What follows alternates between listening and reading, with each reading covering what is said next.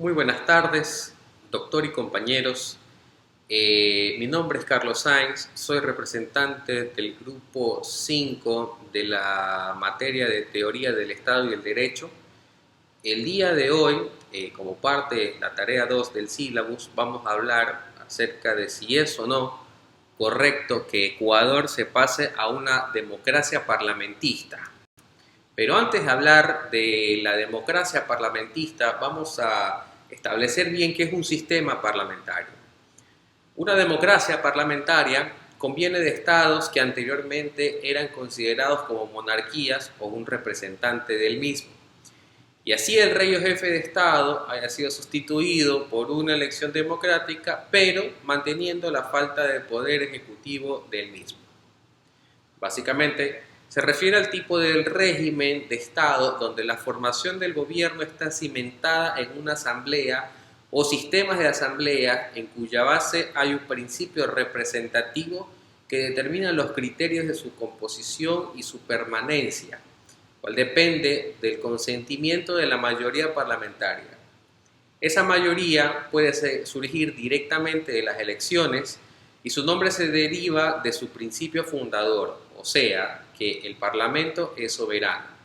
Cuando hablamos de la soberanía del Parlamento, hablamos de que es una representación de todas las aristas de la sociedad, incluyendo temas como grupos sociales, asociaciones, miembros de la comunidad y miembros de la sociedad en general, ¿no?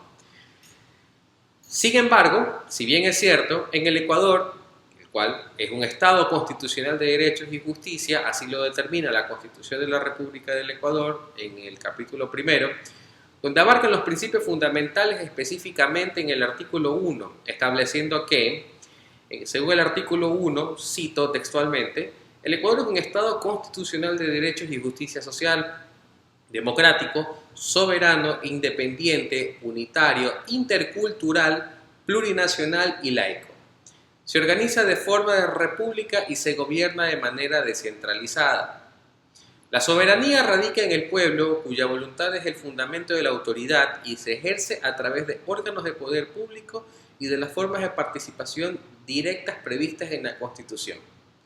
Los recursos renovables, naturales no renovables del Estado del territorio permanecen a su patrimonio inalienable, irrenunciable e imprescriptible. Eso quiere decir que, claro, los principios constitucionales inclusivos del Ecuador datan obviamente tal y como en su momento lo maneja el esquema parlamentario. Sin embargo, acá dentro de un esquema republicano, también la inclusión de todos los entes indistintamente de las segmentaciones sociales, culturales, nacionales y demás. Entonces, cuando hablamos obviamente del esquema parlamentario, el esquema parlamentario maneja ciertos temas. Empecemos por las ventajas. La ventaja de que el país se convierta en una democracia parlamentaria abarca en que solo existe jefe de Estado que tiene principalmente funciones de representación y protocolo. Y asimismo contendrá un jefe de Estado que es el encargado de conducir la administración y gobierno del mismo. Eso quiere decir que es más una figura representativa tal y como lo dicen, ¿no? Más no de administración, porque la administración del Estado se maneja de otra manera a través de un jefe de gobierno. Pero, sin embargo, hay 3 puntos a tomar en consideración. Primero, que es la no sujeción a periodos fijos de gobierno, que ese es un punto 1 de las ventajas. Un punto 2, obviamente, que se maneja de manera demócrata, es decir, que son de elección igual de libre elección popular. Y tercero, que se maneja obviamente un proceso de distribución de poder.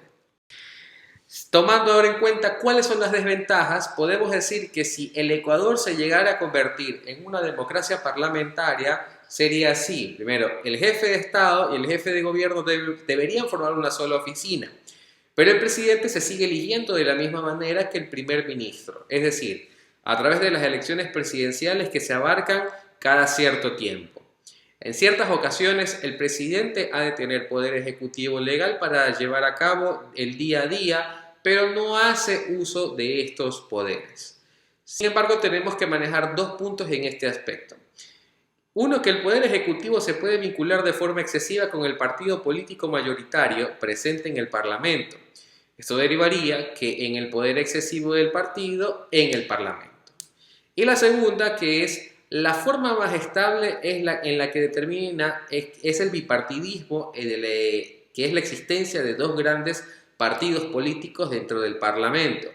Y estos serían los dos únicos con posibilidades de ejercer el poder. Entonces, tomando un poco la idea de los dos puntos, de las ventajas y desventajas, podemos llegar a una conclusión. Que si se aplicara el sistema parlamentario en el Ecuador, podría mejorar la democracia de alguna forma, ya que el poder no lo tendría una sola persona como es hoy en día, sino que el poder estaría dividido en un parlamento y de que de esta forma todas las decisiones que pudieran tomar a futuro serían primeramente analizadas y aceptadas por personas capacitadas que formaran dicho parlamento o elegidas hasta cierto punto de manera democrática.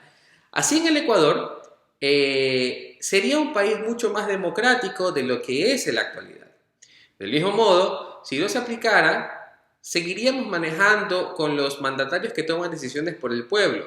Sin embargo, el sistema parlamentario brindaría un gobierno a base de lo que decida el pueblo y más escuchado y abierto. Muchísimas gracias por la atención y bueno, un saludo a todos esta tarde y éxitos en las funciones. Muchas gracias compañeros y doctor.